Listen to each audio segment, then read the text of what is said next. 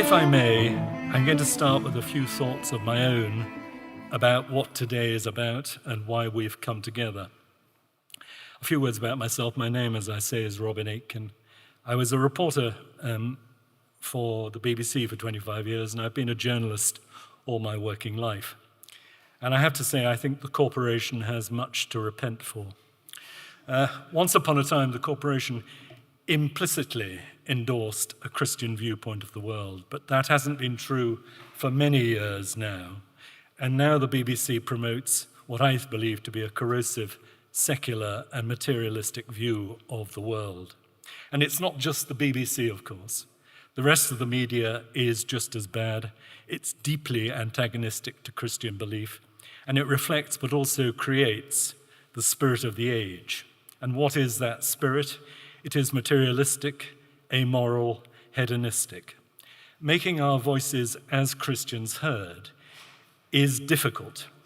Christianity is no longer the unchallenged and automatic reference point in the national debate.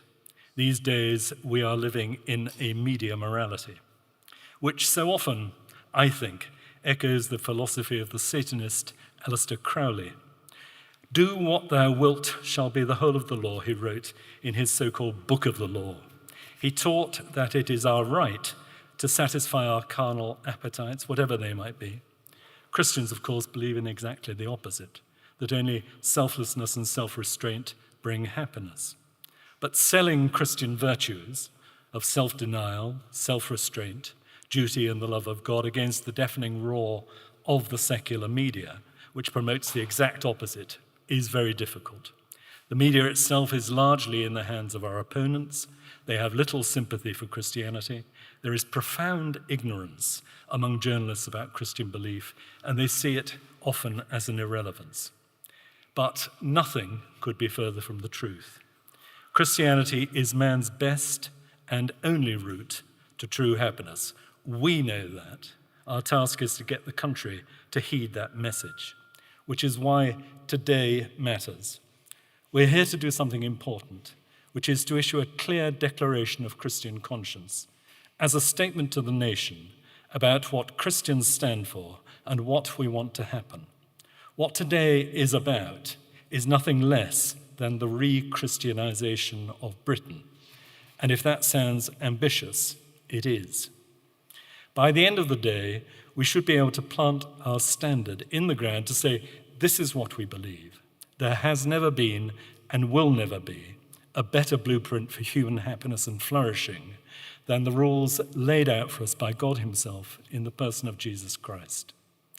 Our purpose as Christians must be to proclaim loudly those things in which we believe.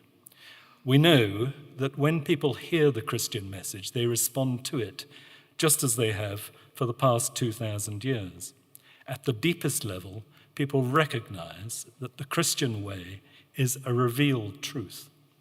God's law was first revealed to Moses with the 10 Commandments.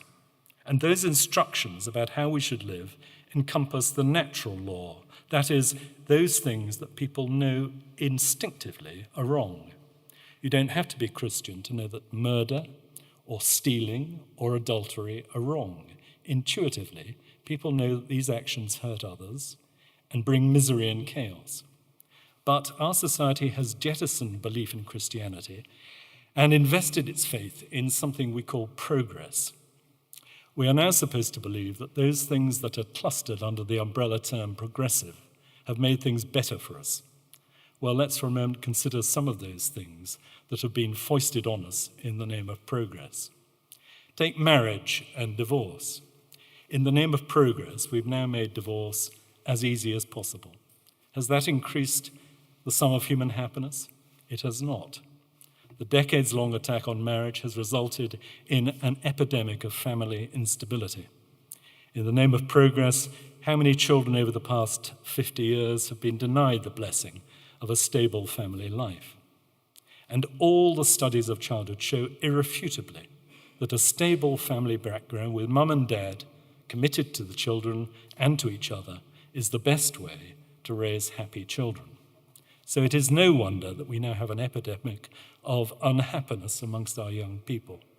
We have brought this on ourselves by creating a new society untethered from Christian values and belief. The fifth commandment is simple: thou shalt not kill, but progressives know better. They argue that under some circumstances, killing is the right thing to do. Using exaggerated and deceitful statistics, they won the argument in Parliament that made abortion legal. Since 1967, there have been more than 8 million abortions in the United Kingdom. That is, 8 million children who have been killed in the name of progress. And now what Pope John Paul II called a culture of death has made another advance with Parliament's decision to legalise assisted suicide. Why is it, we might wonder, that progressives always think that killing people is the answer to our problems? Killing babies in the womb because they are an inconvenience, or killing old people because they are a burden. Are these the only answers? When progressives argue that killing people is the answer to our problems, we know that they are under the sway of the father of lies. And we're meeting today in the aftermath of the terrible killing of Charlie Kirk, a committed Christian who was shot dead, as you know, in Utah. It's a reminder that Christian truth is seen as a real enemy by our enemies amongst the progressives, and they'll go to any lengths to silence voices who present a different point of view. The Christian tradition argues so differently. To progressives like Blair or Cameron or Starmer, tradition is an enemy. But tradition should be understood as the distillation of the wisdom of previous generations. It is, as the late Joseph Ratzinger, Benedict XVI, said, something protective. Tradition should be protective. If an argument can be validated by appeal to tradition, that used to confer legitimacy. That's no longer true. The only appeal now is to progress. Christian tradition is enshrined in England's common law. The laws of this land were profoundly shaped by Christian precepts. But the common law is being supplanted by progressive legislation. So, what is to be done? The first thing is to redefine progress. What is the progress that we, as Christians, would want to see in our country? I think the declaration we're working towards today provides us with clear answers to that problem, to that question. We want a country that conforms to a set of Christian beliefs that we know embody God's law. Given where we are today, that might seem an impossible task, but we do believe, don't we, that with God nothing is impossible. Progressive opinion has been in the ascendant for the past 80 years. People who call themselves progressive now rule at the top of all our institutions, in the law, in medicine, in politics, in the media, and so on, even, sad to say, sometimes in the churches. The result has been to enshrine falsehood at the very heart of society. But the progressive vision, which has so disfigured our culture, was merely decades ago a glimmer in the eye of some godless intellectuals. But they have triumphed in a few short years. How? By that famous notion of the long march through the institutions. And that, I believe, is what we must set out to do. Not my generation, obviously. We're passing out of history, having done our worst. It's for a younger generation of Christians to begin the long march to reverse the progressive heresy. And there is hope. I hear from all sides that more and more young people are turning towards Christianity. Because, as all the generations since Christ have come to understand the good news of Christianity, the joy and peace it can bring to individuals and nations embodies eternal truths which are our only sure route to authentic human flourishing. So let us begin that process by formulating our declaration as a starting point in our Christian fight back. Thank you.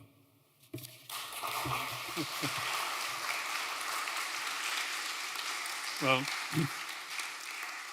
thank you for keeping it so brief, Robin. Well, Robin has made a very strong beginning, But the question before us is, why should Christians engage in the public sphere at all? Why should they be there? Some years ago, not the last general election, but one before then, there were a series of hustings where churches and Christians up and down the land met with parliamentary candidates. And I was asked to chair these hustings. And that gave me an insight into what these candidates believed and also what Christians thought of them. But some large evangelical churches said, well, that's great you're doing this, but it's not for us. We are about evangelism and making disciples and helping people to worship. And some sacramental churches also said very similar things. And that made me ask, why should Christians be involved? And our point of departure must be, of course, that we have been created as a community. We were not created as individuals. Human beings were created as man and woman together. They were given a common mission together to fulfill each in their own distinctive way. Not in the same way, but in their particular ways as men and women. So in that sense, Christians can never be social contractarians. It is not that individuals somehow opted in to society to protect themselves or to further trade or whatever it may be. We are innately social. Now, of course, God's intention in creating us as community has been affected by our own rebellion, our own obstinacy, our own sinfulness. Nevertheless, I believe that the historical orders of human association remain recognizable. They remain recognizable, and they can indeed be redeemed. And so Christian witness has to be, to some extent, about that. I think it was Monsignor Ronald Knox who, a little ditty of his, who said, "How odd of God to choose the Jews, but odder still of those who choose a Jewish God but spurn the Jews." But on the oddness of the choice, I have often reflected, here these nomadic people wandering around the deserts of the Middle East, why did God choose them? They were enslaved, they were despised, they were conquered by so many people. And yet the story of Israel, well, of course, it tells us many things about God's purposes in achieving the redemption of his work. But this morning, we need just to reflect a little bit on what this means for society. So, in the choice of Israel, we find the emergence of a society that has something to teach us. Of course, many of its elements were relative to their times, but some remain important for us. For example, Moses told the people of Israel to choose their leaders. You see, so this business about choosing our leaders, choosing them wisely, is very important, remains very important. It's a lesson that we should continue to take to heart. The emergence of a constitutional monarchy. Where did it come from? Well, if you want to read how it is found already emerging in the Older Testament, 1 Samuel is a good place to start, both with the commission to Saul and then to David. But also Deuteronomy chapter 17. And it is for these reasons that the ruler finds himself or herself also under God's law. And this checks arbitrariness, it checks all possibility of tyranny if it is faithfully adhered to. And then there is the coming into being of the temple and the palace, the crown and the priesthood. Of course, they interrelate with one another, but they're not the same. In relationship to Islam, with which, of course, I have more than a nodding acquaintance, this is not the case. There is no distinction between temple and palace, between crown and priesthood. And that has created many problems. But this separation is important, and I will come back to it in a moment. But we find that God's purposes for Israel are, of course, they are central to the story of the Bible, but God's purposes are not limited to Israel. So in that great chapter, Isaiah chapter 19, the prophet speaks of God's purpose for all the nations. And it ends with that wonderful verse, "Blessed be Egypt, my people, Assyria, the work of my hands, and Israel, my heritage." Already, you see, this kind of universal vision of God's purposes is emerging. When the exiles were taken to Babylon and settled by the river, of course, they were grieving. How can we sing the Lord's song in a foreign land, they said. But what did God say to them through Jeremiah? Stay in the city where you've been sent. Work for its welfare. Marry and give in marriage. Make sure that you contribute to the well-being of the city and the country to which you have been sent, even as exiles, even as refugees, even as immigrants, dare I say. And in Amos, Israel is warned, don't think too much of your election, because the same God who has elected you has also a purpose for the Ethiopians, those right on the margins of what was known at the time, of the Syrians, and even of the Philistines, the enemy on the doorstep. You were talking about enemies just now. So God's purposes for the nations. That great encounter of Jesus about what is proper to give to Caesar and what is proper to give to God. You see, this goes back to the separation of temple and palace. It would not have been possible for Jesus to say anything like that without that background. Yes, this coin is Caesar's, give it back to him. But give to God what properly belongs to God. We see this continued in the New Testament with St. Paul's injunction about the godly ruler who is there to reward the good and to punish evil. And St. Peter also in his first letter tells us that the default position is for us to obey the laws of our country, to be loyal to our leadership and to the nation. This goes without saying. The early Christians, Leslie Newbigin used to say that the Roman Empire was not won by force of arms by the Christians, but when those who were to be martyred knelt down in the Colosseum and prayed for the emperor, you see. So the default position is that, and Christians were obedient to their rulers, but at the same time they were out in the streets, even the disreputable parts of towns, rescuing female children left to die, saving women from prostitution, burying the paupers, and also freeing slaves where they could, where they had the resources to buy their freedom.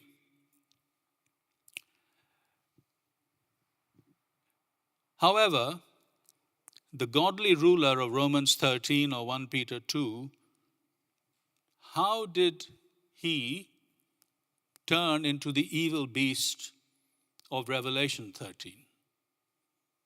You see, on the one hand, you've got the godly ruler, on the other hand, you have the evil beast. How did that happen?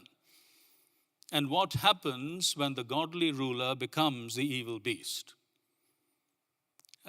Is it a gradual process? Is it sudden? How do we know when it has happened? This is an important question which I am sure will be addressed by all the speakers.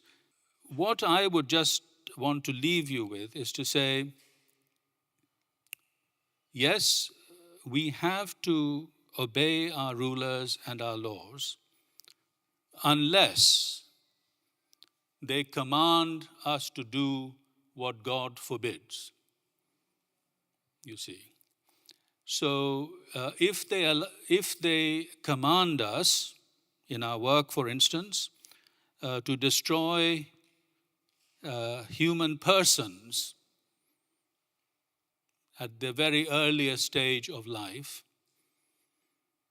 or they command us to put people to death who would not otherwise die, then we have to say no, respectfully, but clearly.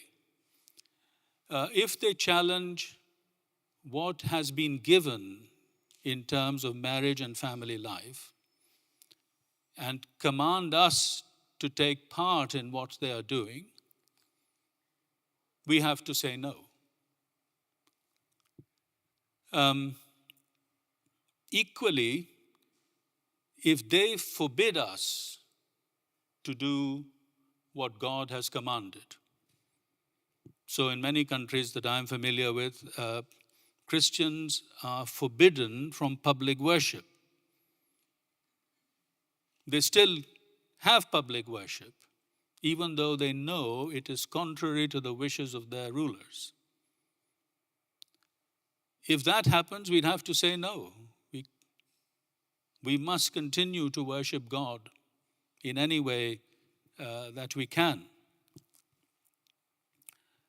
Or if they forbid us to share our faith. More and more street preachers, I mean, I am not by temperament a street preacher myself, but I do admire them, are being arrested simply for sharing their faith. Well, I may not agree with their methodology, but they should be free to do so, shouldn't they?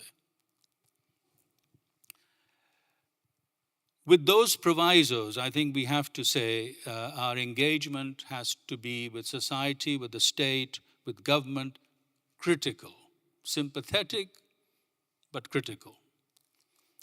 Now, a final comment. In this country, the churches on the whole have worked as salt in the social body. Salt is invisible when it's in food. It is a preservative. It provides taste. It's also a nutrient. But you can't see it. And so the churches have worked like that pastorally in caring for the sick, in visiting people, in providing social services, of course in education. They were the first to do so and remain large providers in education, in the care of the old and so on. And this has been very valuable. This working with the grain, as it were. But the question now is, have we reached a point where we will have to, whether we like it or not, work against the grain?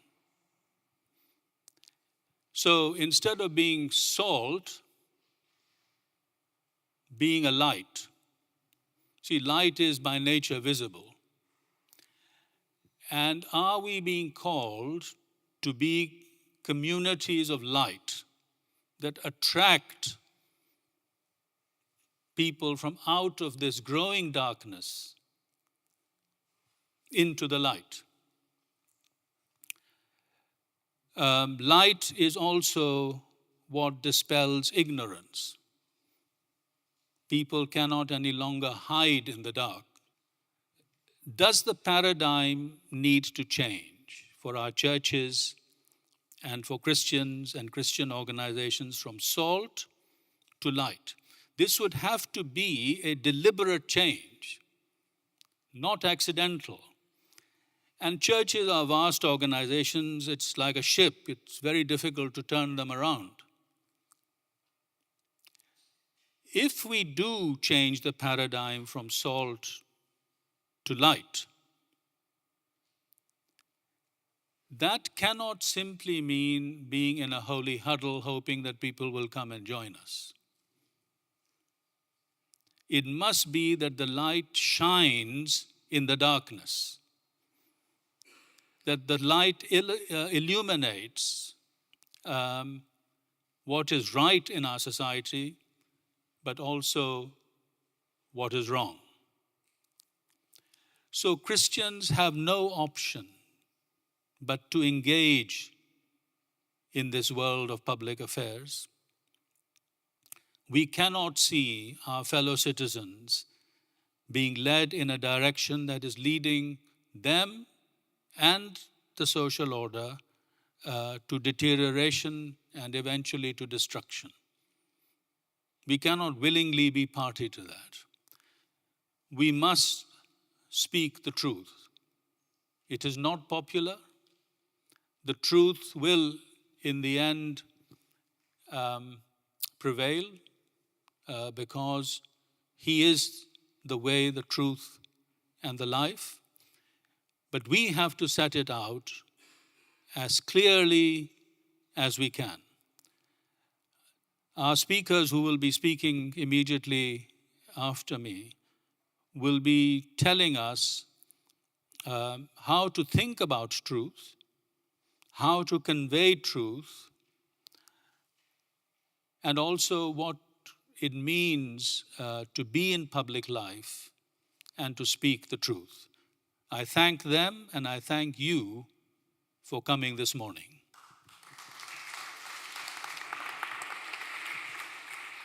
This declaration, by the way, is the result of intensive consultations with group leaders and other stakeholders, and I hope it finds a resonance with you. A call to the UK government, to leaders in public and academic life, and to our fellow citizens to respect human dignity and freedom of conscience, to bring a moral compass to public life and institutions, and to plan for the nation's future. In 2010, leaders from across the Christian traditions released the Westminster Declaration. In light of developments since then, it is time to renew this call. Some of the choices made by Parliament and others in authority about the nature of human life, family relationships, sex education in schools, end-of-life care, and the use and development of new technologies are having serious consequences. By ignoring Britain's Christian heritage, we have endangered human life, weakened society, and created a fragmented nation uncoupled from its formative traditions and without a unifying vision for its future. It is in this context that we pledge to uphold Christian truth and values as set out in the Bible and in the teaching of the Church down the ages. Truth and values which have long been the basis of UK national life. We affirm the right of Christian leaders to guide believers in every aspect of this teaching. We uphold freedom of religion and belief for all, as enshrined in human rights law. This means the freedom to manifest and practice our faith in public and in private, and a reasonable accommodation of this in the workplace. Individuals have a right to change their faith or beliefs freely and without coercion. Religion is a protected characteristic of equal standing with the 8 other characteristics stated as having protection under law. We oppose, therefore, any attempt to subordinate religious freedom to the demands of activist or political groups seeking to assert dominance. We believe in freedom of conscience. Democracy in Britain was founded upon Christian beliefs about human dignity and equality. For that democracy to survive, free of coercion by those now actively seeking to reframe our society and culture, and for the well-being of all, we urge that freedoms of belief, of conscience, and of speech be protected through legislation and policy. All human beings are made in the divine image and invested with dignity, equality, and freedom. The ancient Hippocratic Oath and the teaching of the Bible and the Church assert the value of every human being from life's earliest beginnings to its natural end. We oppose the termination of life in the womb, whether by pharmaceutical or surgical intervention. Accordingly, there must be freedom of conscience for medical, administrative, and other staff to decline participation in any procedure relating to abortion, including handling aborted fetuses or stem cells derived from the destruction of embryos. Further, we oppose the causing or hastening of death by pharmaceutical means or by the withdrawal of nutrition and water. This is contrary to Christian belief and alien to a civilized society. At the end of life, while it is permissible to administer analgesics with the sole purpose of relieving pain, the intentional causing or hastening of death by any means, direct or indirect, is unacceptable to Christian consciences. We are praying that assisted suicide will not become law. But if it does, consciences of Christians and others should similarly be protected from having to take part in any procedure, the intent of which is to cause or hasten death. There should also be exemption for faith-run institutions such as care homes from allowing assisted suicide to take place on their premises. We recognize that physicians can sometimes make mistakes in diagnosis and place patients prematurely on end-of-life care. Ongoing assessment and review of such diagnosis should therefore be a matter of course. Better awareness is needed for medical and auxiliary staff in the physical and spiritual care of, for example, parents in cases of stillbirth or other trauma, and of dying patients and their families. Young staff in particular may need greater support in these areas. We agree with the proposed Patient Care Bill of Rights 2013, which was quietly ignored by the National Health Service, that hydration and nutrition should not be withdrawn. Further, the 2013 Aintree versus James Supreme Court ruling on consultation with families should be closely observed. Palliative care services must be widely extended beyond cancer, motor neuron disease, and AIDS. We urge the hospice movement, whether in conventional hospices or at home, to recover and renew its Christian-inspired vision of caring for patients until the natural end of life, without being party to any attempt to hasten death. We believe the normative and best expression of family is the marriage of a man and a woman bound together in a lifelong union for mutual love and support and the raising of children. We are concerned at the number of children raised by couples who have not made a public lifelong commitment to one another in marriage, whether civil or religious, or raised by those who choose to be single parents. Marriage benefits husband and wife, their children, and wider society in ways that no other arrangement can replicate. We deplore the current epidemic of family instability, which causes so much harm to children. We call for policies and legislation which strengthen marriage and family life, and we reject ideologies which weaken family ties by falsely claiming that other types of relationship are of equivalent value to marriage.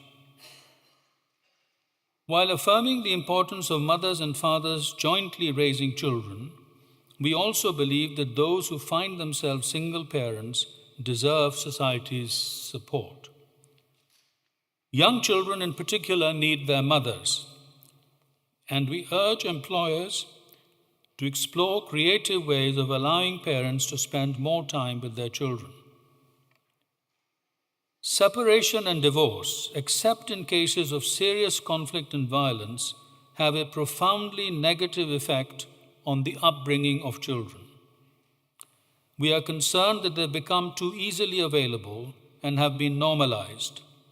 We call on the government and on civil society to promote marriage as a lasting commitment and to develop fiscal and other policies which support and encourage marriage and family life. Parents or guardians have primary responsibility for their children's education and upbringing. Parents must therefore have the right to withdraw children from teaching which conflicts with their beliefs and their values. Schools should have a duty to teach clearly about the role of the family. While children need to be taught about different beliefs, values, and lifestyles in our plural society, this is not the same as promoting various lifestyle and sexual ideologies such as are being disseminated in schools. Training teachers to understand the traditional view of the family and ensuring that view is taught in classrooms is vital for the well-being of our children. This includes teaching the normative role of marriage between a man and a woman in raising and nurturing children and in sustaining family life. Education for its own sake broadens the minds of pupils and enriches their lives. We believe there should be a balance in teaching children skills needed for employment, such as IT and business studies, and a knowledge of our history, literature, and art, which can provide them with appreciation of our rich cultural heritage. We affirm the givenness of biological sex. The complementarity of men and women serves as a clear model for children and young people as they mature in their understanding of their sexuality.